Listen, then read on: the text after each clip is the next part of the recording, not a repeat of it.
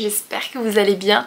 On se retrouve aujourd'hui pour parler de mes premières lectures du mois de septembre. Il y en a déjà quelques-unes, donc autant vous en parler maintenant. Donc il y a 4 lectures il me semble, si je ne dis pas de bêtises, dont une vous allez voir, je vais passer assez rapidement dessus. Ma première lecture de septembre, ça a été You with a View, donc pour ceux ou celles qui n'auraient pas vu ma dernière vidéo, voilà, je l'ai consacrée en fait à ce livre là, donc je vais pas refaire le résumé du livre, mais pour vous donner un peu les thèmes, on va être sur du deuil, on va être sur un rival de l'école, tout l'over du coup. On va avoir un road trip et c'est une rom-com, donc vraiment une petite lecture un peu sans prise de tête, mais d'un côté vraiment touchant, du côté du deuil. Voilà, il y a forcément, ça parle de sujets assez sensibles, assez tristes, mais pour autant c'était incroyable comme lecture, mais vraiment une pépite. Vraiment c'est une histoire toute douce, qui du coup se mêle avec de la tristesse, il y a un peu du désespoir. Du coup Noël, la protagoniste principale, elle est totalement perdue dans sa vie, voilà, elle a perdu en plus du coup un être cher et elle se retrouve à faire un road trip avec un ennemi et un papy vraiment super mignon. Donc avec ce livre vous allez voyager à travers les États-Unis, on va suivre du coup le road trip et tous les points d'arrêt, et surtout on va découvrir un peu une correspondance par lettres entre Paul, qui est du coup le papy de l'ennemi de Noël, je crois qu'il s'appelait Théo, et avec du coup la grand-mère de Noël qui malheureusement est décédée, et en fait voilà, elle a découvert qu'elle avait un premier amour avant son papy, et cet homme était Paul, voilà, donc elle l'a retrouvé. Je vous laisserai découvrir comment dans mon autre vidéo, mais vraiment j'ai beaucoup apprécié, c'était très bien écrit, très bien amené, on parle vraiment bien du deuil, et du deuil de toutes les manières, que ce soit la perte de quelqu'un ou autre, donc vraiment un très beau livre. J'adore la couverture, vraiment très mignonne, toute colorée, toute jolie, donc je vous la recommande à 100% cette lecture. Mon autre lecture, ça a été Heartless, donc de Elsie Silver. Ça a été un service presse, donc tout comme celui d'avant d'ailleurs, envoyé par BMR. Et c'est une lecture un peu mi-figue mi-raisin pour moi, parce que c'était bien parti, vraiment, j'adorais. Je me disais même que j'allais le préférer au premier tome. Et finalement, bah non. C'est vraiment à partir de la moitié du livre, à 50%, ça a été la décadence pour moi en tout cas, donc je vais vous expliquer tout ça. Pour vous résumer un petit peu le livre, on est sur du coup Willa qui est en fait la meilleure amie de Summer, si je ne me trompe pas de prénom, Summer qu'on retrouve dans le premier tome, donc il y a un lien en fait avec les personnages du premier tome. Et Willa se retrouve en fait un été sans travail, et bon, elle a un peu peur de s'ennuyer. Sa meilleure amie, elle n'est pas disponible pour passer du temps avec elle. Et on a à côté de ça Cad, je pense que ça se dit comme ça, je ne sais pas trop, qui est le frère de... Par contre lui j'ai oublié son prénom, du copain de Summer, voilà, donc c'est la fratrie en fait, c'est vraiment la saga sur la fratrie.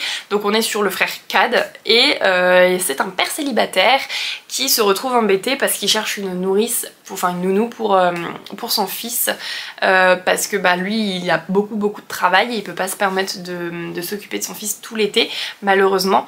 Et voilà, on va se retrouver avec du coup Willa qui va venir s'occuper de son fils, mais entre les deux c'est assez électrique. Willa elle est très joviale, enfin voilà, elle est vraiment toute pimpante, toute sunshine finalement. Et on a Cad qui au contraire est un peu le grumpy de l'histoire, qui est tout le temps en colère, qui n'est jamais content, qui fait la tronche, enfin bref, voilà, on voit un petit peu le concept. Donc on va avoir une relation patron-employé, toujours dans l'univers de la petite ville, hein, parce que ça ne bouge pas par rapport au premier tome. Et c'est vrai qu'au départ j'adorais, Willa elle a énormément de répondants, c'était beaucoup d'humour, enfin voilà, c'était très drôle, j'ai apprécié franchement la première moitié en fait du livre.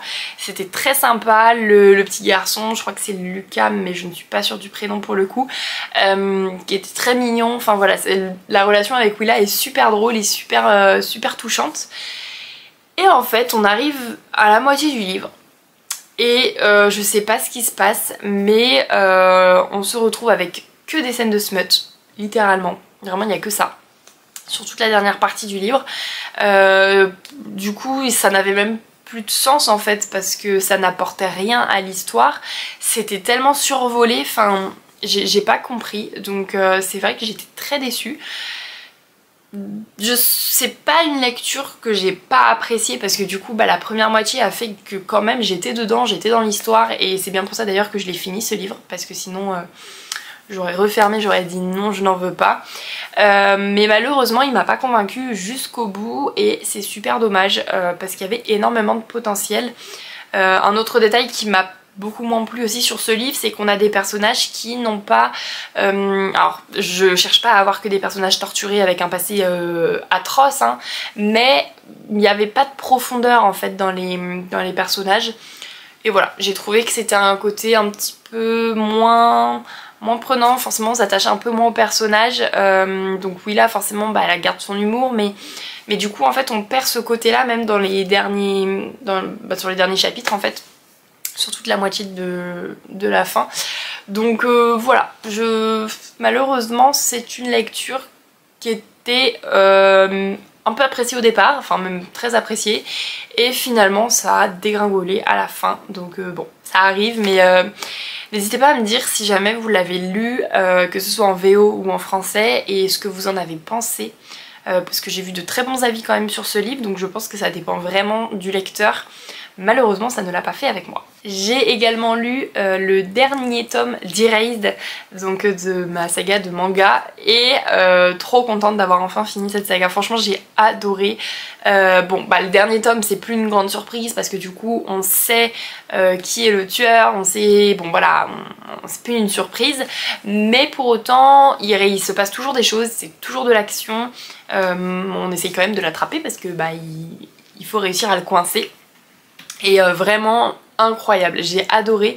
Donc je maintiens ce que je disais depuis le départ, c'est-à-dire que si vous voulez un manga qui n'est pas difficile à lire, qui est hyper captivant, qui n'est pas du coup de la romance, parce que on est surtout vraiment sur une enquête, des retours dans le temps, etc. pour éviter des meurtres, et incroyable, vraiment. J'ai adoré, c'est une petite saga, en plus il n'y a que 8 tomes, donc franchement ça prend pas trop de place dans la bibliothèque, vous vous ruinez pas avec 40 tomes différents.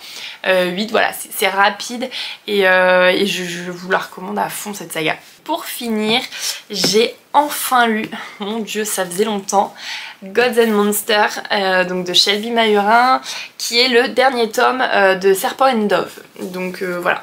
Le 3e tome, c'est une brique, voilà, on est 700 pages quasiment, ouais on est à 660, donc bon, on approche des 700, c'est une sacrée brique, et j'avoue que j'ai mis beaucoup de temps avant de me lancer parce que le tome 2 je l'ai lu il y a à peu près 2 ans, donc ça remonte. J'avoue qu'au départ j'étais un peu perdue, il fallait que j'arrive à me resituer, savoir ce qui s'était passé à la fin du tome 2, etc. parce que forcément ça remontait un petit peu trop dans ma mémoire, déjà que je me souviens à peine des prénoms des personnages alors que j'ai lu le livre la veille, donc là on m'en demandait un peu beaucoup. Donc la mise en place était un peu longue pour moi parce que j'ai mis trop de temps avant de lire le 3e tome, mais je trouve qu'on redémarre quand même assez rapidement avec ce qui s'est passé à la fin du tome 2, donc ça déjà c'est un point très positif.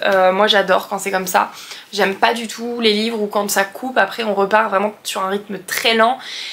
Et là c'est un peu difficile de se relancer, là j'ai pas eu le problème. Il y a eu quelques longueurs dans ce livre quand même, on va pas se mentir. En même temps sur un pavé comme ça on s'y attend parce que c'est difficile, même si c'est le dernier tome, de garder un rythme soutenu tout le long. Donc bon, les longueurs en vrai je les ai quand même bien vécues, ça m'a pas freiné dans ma lecture, j'ai quand même lu très vite ce livre. J'étais vraiment très contente de retrouver les protagonistes et d'en découvrir en fait encore des nouvelles facettes. Le tome 2 on était beaucoup plus centré sur Louise qui du coup on avait une nouvelle personnalité un petit peu qui se déclarait, qui se dévoilait. Et là on est plus sur donc Reed, je ne sais pas comment on prononce son prénom, mais voilà, on est plus un peu centré sur lui, même si du coup il y a l'intrigue principale quand même qui est très très présente étant donné qu'on est sur le dernier tome de la saga. Là on clôture en beauté, on a le combat final etc. Donc franchement une très très bonne lecture. Je suis pas du tout déçue de cette saga, j'ai vraiment adoré tous les tomes, même si le deuxième du coup comme j'ai pu déjà le dire dans des vidéos, il est un peu plus lent, il se passe moins de choses parce que voilà on calme un peu le jeu.